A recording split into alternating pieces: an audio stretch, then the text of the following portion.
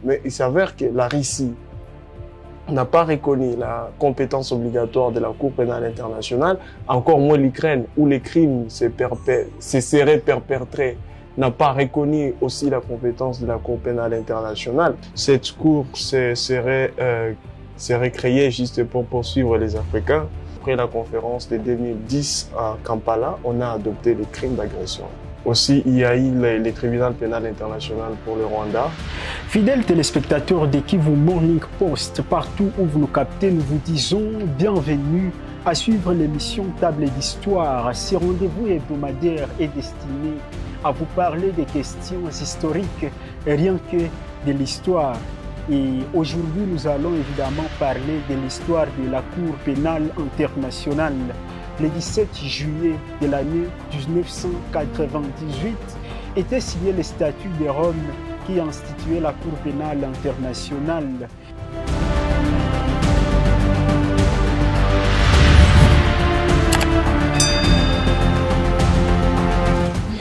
Et voilà, chers téléspectateurs, sans pour autant traîner pour cette émission, je reçois M. Hubert Massomeko, à qui je dis bonjour et bienvenue.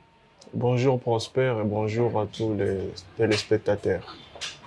Il faut le dire que Hubert Massomeko, c'est un chercheur sur la région du Grand Lac. Il est également chercheur en droit. Nous le recevons dans cette émission pour évidemment parler de l'histoire de la création de la Cour pénale internationale.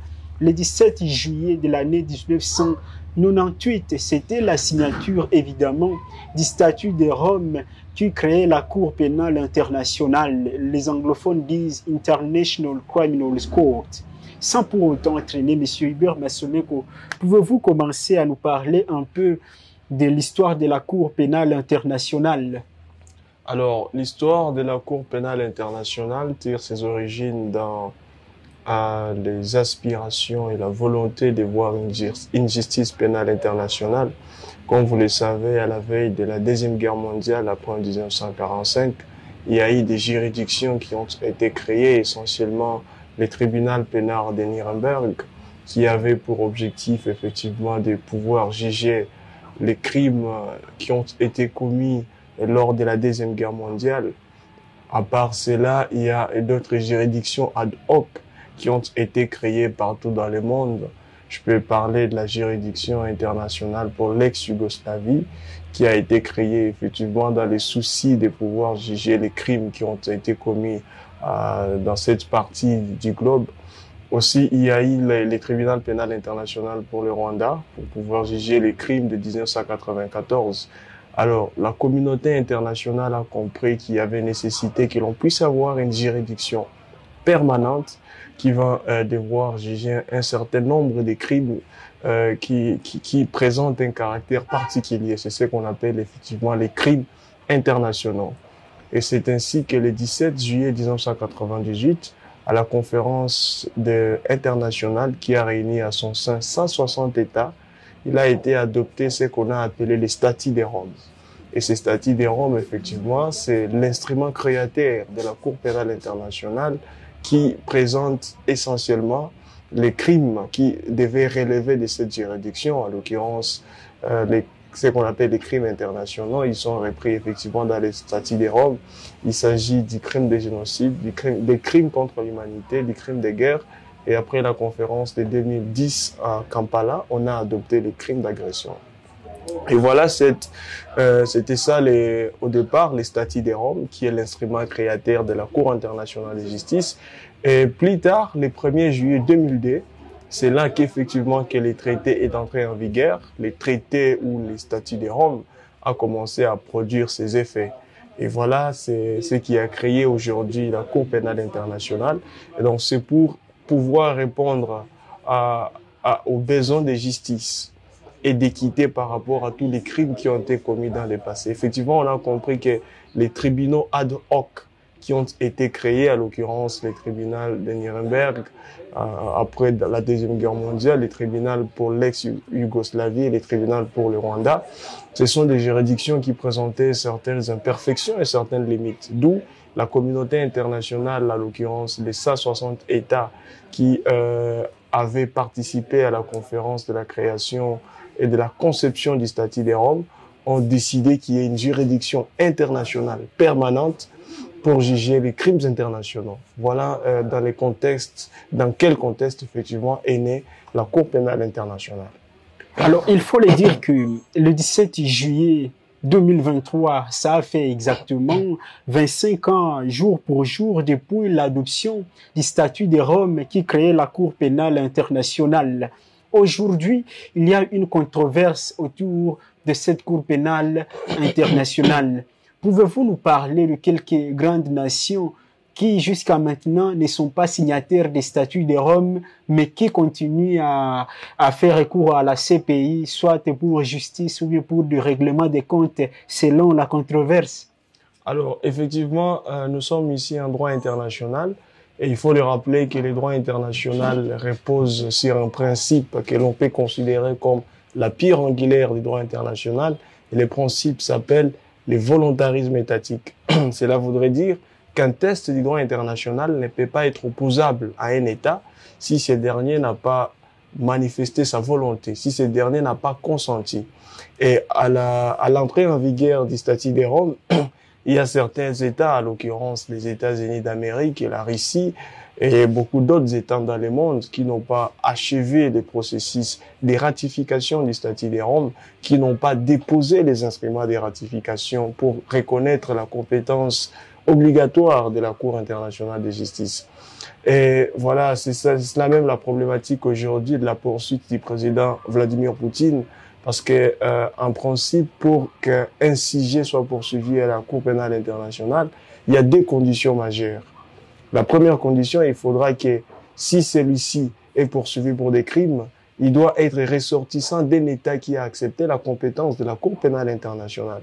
La deuxième condition, il faudrait que les crimes pour lesquels il serait poursuivi soient commis sur un territoire d'un pays État membre, parce que les parties signataires au statut de Rome, ils appellent les États membres ou les États partis. Il faudrait que l'État sur lequel les crimes se seraient commis soit un État parti au statut de Rome. Mais il s'avère que la Russie n'a pas reconnu la compétence obligatoire de la Cour pénale internationale, encore moins l'Ukraine, où les crimes se seraient perpétrés, n'a pas reconnu aussi la compétence de la Cour pénale internationale. Et l'autre condition, dans certaines hypothèses, des cas exceptionnels, le Conseil de sécurité des Nations Unies, en application du chapitre 7, peut demander effectivement des poursuites sur un sujet qui se serait rendu coupable des crimes internationaux. Et donc, je crois qu'il y a un certain nombre d'États, les plus importants d'ailleurs, qui n'ont pas ratifié les statuts de Rome. Et cela fragilise la justice pénale internationale, surtout si vous avez suivi l'affaire devant la Cour pénale internationale. La procureure à l'époque de Madame Fatou Bensouda voulait poursuivre les sujets américains qui ont trempé dans les violations du droit international en Afghanistan. Les États-Unis ont menacé de priver des visas aux juges de la Cour pénale internationale. Et donc, il y a la fragilisation de cette juridiction dans ce sens-là. Surtout aux États-Unis, il y a une loi qui donne le cutis à l'armée américaine de venir par force envahir les installations de la CPI à La Haye où la juridiction siège s'il y a un ressortissant américain qui est retenu dedans. Et donc, il y a des États qui n'ont pas ratifié les statuts de Rome, non seulement les États-Unis, la Russie, il y a la France, il y a l'Ukraine, etc. Ce sont des États qui n'ont pas ratifié les statuts de Rome. Et la conséquence est que les ressortissants ne peuvent pas être poursuivis en principe devant la Cour pénale internationale, à moins que ceux-ci aient commis des crimes sur le territoire d'un État parti au statut de Rome. Et aussi, par exemple, la particularité des États-Unis, c'est que l'armée américaine peut venir jusque dans les installations de la Cour pénale, selon la loi qu'ils ont chez eux, si jamais un ressortissant américain y était détenu. Voilà, vous nous avez parlé que cette Cour, il est là pour réprimer les crimes de guerre, crimes contre l'humanité, génocide, crimes d'agression et tout ce qui va avec. Pouvez-vous nous parler de quelques personnalités qui sont reconnues et qui avaient été, bien sûr, arrêtées et jugées par la Cour pénale internationale suite à ces statuts de Rome, évidemment, qui, le 17 juillet 2023, a totalisé 25 ans depuis son adoption. Alors, il y a un certain nombre de personnalités qui ont déjà été poursuivies devant la Cour pénale internationale. Par rapport à la compétence matérielle de la Cour, il faudrait que je souligne, non seulement il y a les 4 crimes internationaux, plus effectivement la crime d'agression qui a été ajouté après la conférence de Kampala en 2010, mais aussi il y a tous les actes prohibés qui sont effectivement contenus dans les conventions de Genève ainsi que les 2 protocoles additionnels. Là, je parle des 4 conventions de Genève et les 2 protocoles additionnels. Alors, ces crimes-là, il s'agit principalement des crimes de guerre. D'abord, de la compétence de la CPI, il s'agit des crimes de guerre, des crimes contre l'humanité, des crimes de génocide et des crimes d'agression. Alors, il y a certaines personnalités jusque-là qui ont été poursuivies par la CPI.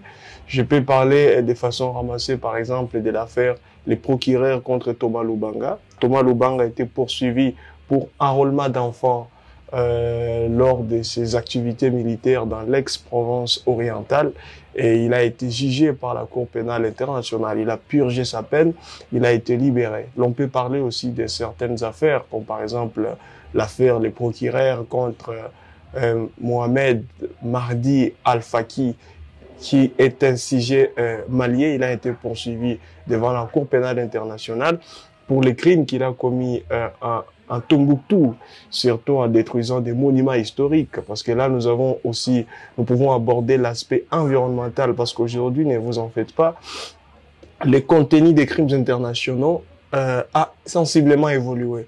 Aujourd'hui, avec cet arrêt, les procureurs contre Mahdi Al-Faki, il y a un aspect très important, c'est-à-dire l'on peut poursuivre quelqu'un devant la CPI.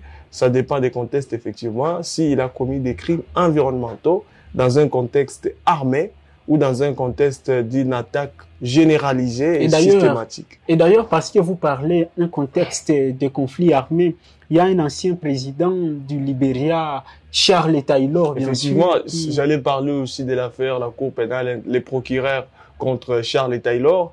Il y a l'affaire, les procureurs contre Laurent Gbagbo.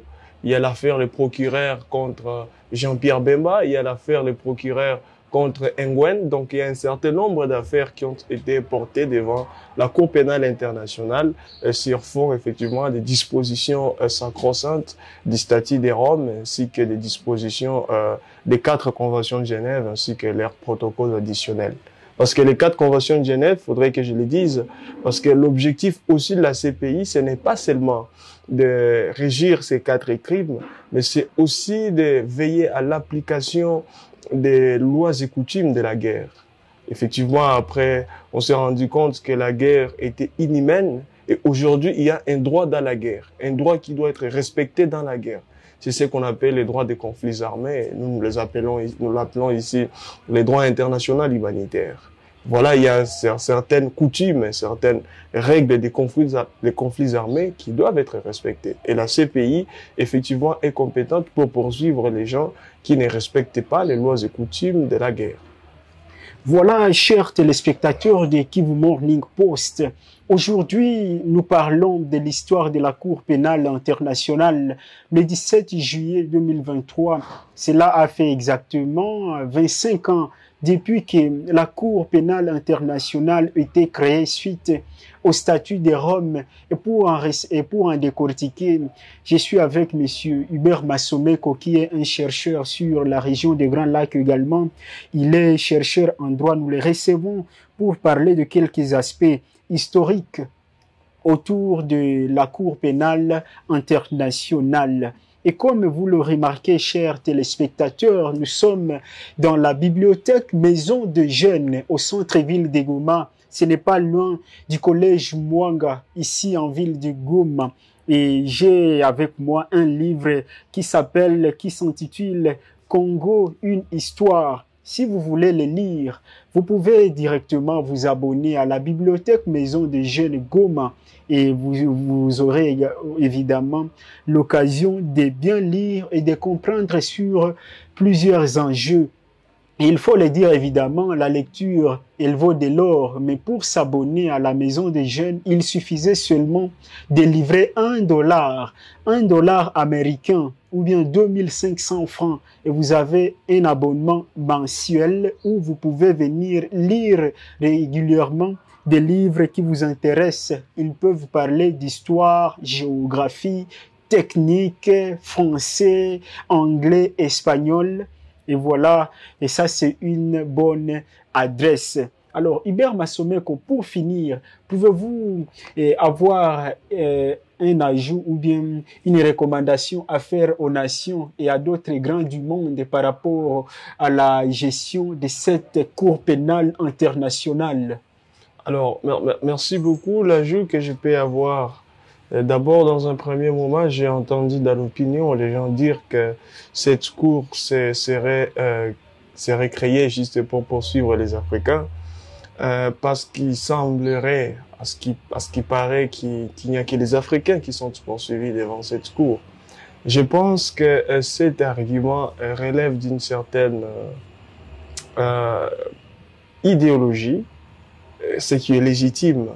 Mais aujourd'hui, s'il faut faire l'inventaire de toutes les affaires que cette cour a connues, la quasi-totalité d'affaires a été portée à la CPI par la volonté des États dont les criminels sont ressortissants et par la saisine du procureur près la cour par les États dont les criminels sont ressortissants. Et certaines poursuites ont été engagées avec le consentement des États. Et donc, je pense que cela ne serait pas un argument en détail. Aussi, l'autre aspect que je voudrais aborder est que la Cour pénale internationale a une fonction ou un rôle complémentaire aux juridictions internes. C'est-à-dire, la primaire est accordée prioritairement aux juridictions internes de pouvoir poursuivre les responsables des crimes qui sont de la compétence de la CPI. Par exemple, s'il faut parler de la RDC, aujourd'hui, les crimes de guerre, crimes contre l'humanité et crimes de génocide sont poursuivis par les juridictions militaires, exceptionnellement par les juridictions civiles. Et là, je parle de la loi de 2015 à ses articles 222, 221 et 223 qui poursuivent les crimes internationaux qui sont de la compétence de la CPI. Et donc, s'il y a un crime relevant de la compétence de la CPI, qui est commis sur les territoires congolais, la primaire est accordée d'abord aux juridictions congolaises.